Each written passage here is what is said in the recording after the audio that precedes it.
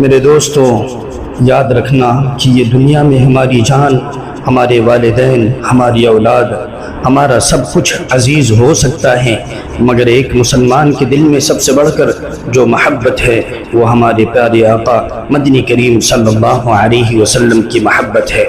یہ وہ محبت ہے جو ایمان کی بنیاد ہے، یہ وہ رشتہ ہے کہ جس کے بغیر کوئی عبادت قبول نہیں، اور جو کوئی اس رسول رحمت صلی اللہ علیہ وسلم کی شان میں گستاخی کرتا ہے وہ دراصل اپنی قبر کو آگ سے بھر لیتا ہے، وہ اپنی دنیا کو ذلت سے اور اپنی آخرت کو لعنت سے بھر لیتا ہے۔ اللہ پاک قرآن مجید میں اعلان فرماتا ہے، ان الذین یؤذون اللہ ورسولہ لعنہم اللہ فی الدنیا والآخرہ،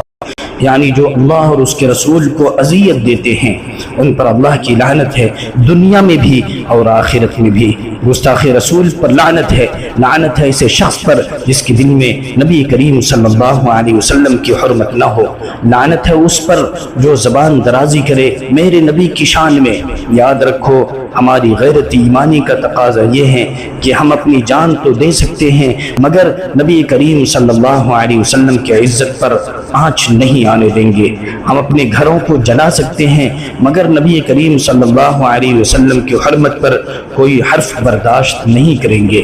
گستاخ رسول کی سزا دنیا اور آخرت میں ذلت ہے، اور عاشق رسول کا انعام جنت ہے، اللہ کی رحمت ہے، اللہ کا قرب ہے۔ آؤ ہم سب مل کر عہد کریں، ہم اپنی زبان، اپنے قلم، اپنی جان اور اپنی اولاد کو نبی کریم صلی اللہ علیہ وسلم کے عزت کے لیے وقف کر دیں گے، اور اپنی زندگی کا پیغام یہی رکھیں گے، گستاخ رسول پر لعنت ہے، گستاخ رسول پر لعنت ہے، گستاخ رسول پر لعنت ہے، اور عاشق رسول پر رحمت ہے، اور عاشق رسول پر رحمت ہے، اور عاشق رسول پر رحمت ہے۔